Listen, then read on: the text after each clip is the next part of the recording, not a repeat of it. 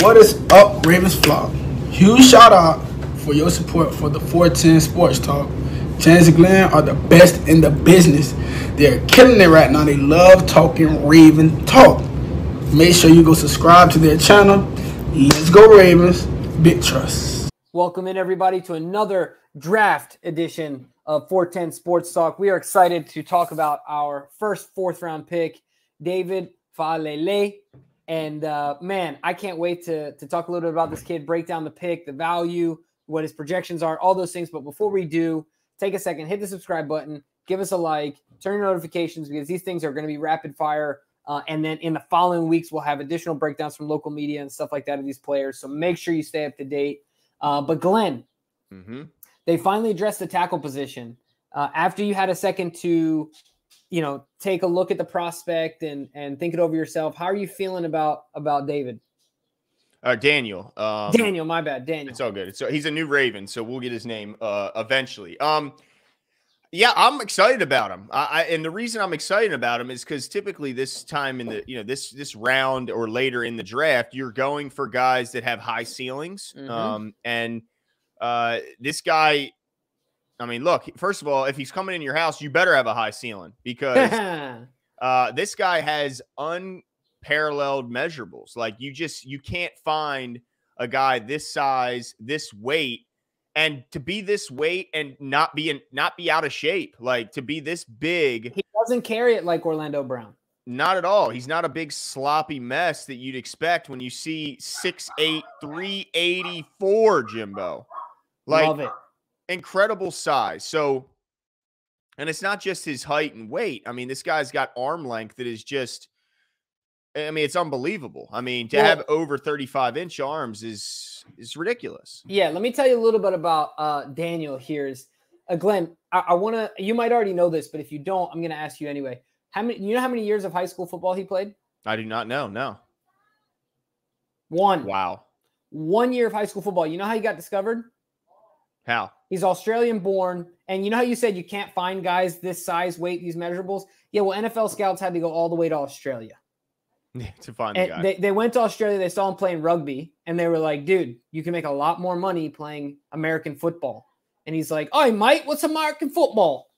Right? So he went out there. And actually, his accent is relatively mild. You know, you can tell he's been here for a while. But so he ended up going to IMG in Florida.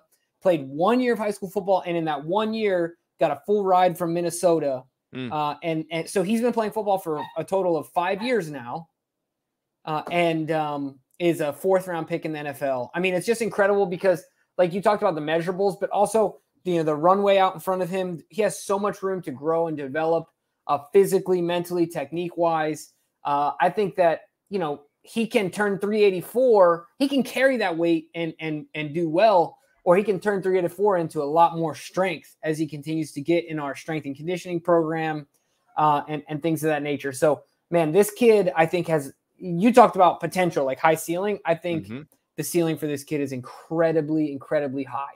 No doubt about it. If you can play rugby, you can play offensive line. Well, and it's funny that you said that, that he's, this.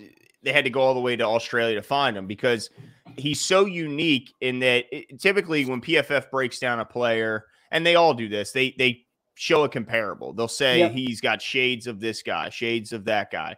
But funny enough, PFF is the first time I've seen this. When they said comparables for him, the answer is hasn't existed yet. There's no one as big and as powerful and can move like him that's ever played in the league. And I don't know if you mentioned this, but he's now the heaviest player in the league right now as soon as he was drafted. So, excited. I mean, he's got great anchor. He won't get moved backwards. But what I think was really fun, what I saw when I watched his highlights, and I encourage everyone to do this, he's a versatile guy. They put him at quarterback, Jimbo, and he threw a touchdown. Yeah, did you see him? Did you see him at running back?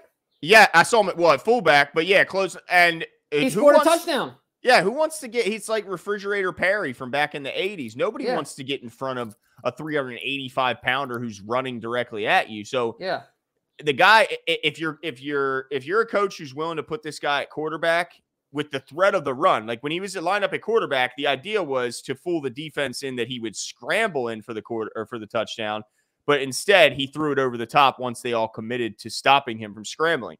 And then to put him in at fullback to be your short yardage back, that shows that, I mean, at 385 pounds, this guy's got feet that can move. I mean, yeah, certainly to be successful in rugby requires much more raw athleticism as a sport than the position of offensive line. Right. And so this, while I think it's more physically taxing than than playing rugby would be, it certainly requires less of that raw athleticism. So yeah, I mean, yeah, this kid's got it. I'm excited to see what he does. He reminds me, I mean, obviously, he went in the 7th round and just got a big contract. The Jordan Malatea, is that his name? Out of Philadelphia. The Eagles took him late, and he had never played American football before. I can't hear you.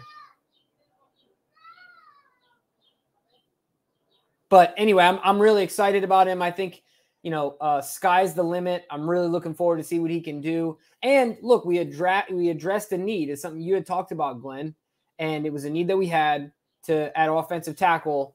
And we finally addressed it. So it'll be really interesting to see, obviously Morgan can bring him up. He'll push the other guys along, continue to compete, continue to grow and develop as a football player without being rushed into action in the most likely scenario. So really excited about it. I'm looking forward to it. I know that Glenn is as well. Let us know what your guys' thoughts are on the big fella. I mean, we thought Big Country was big. He makes Big Country look like small backyard. So I'm really looking forward to see what he can do. I think that what happened with Glenn's audio is that Daniel walked into his house and he shook all the wires and he just loosened them all when he took a couple steps in the house. But let us know your thoughts, and we will talk to you guys soon. See ya.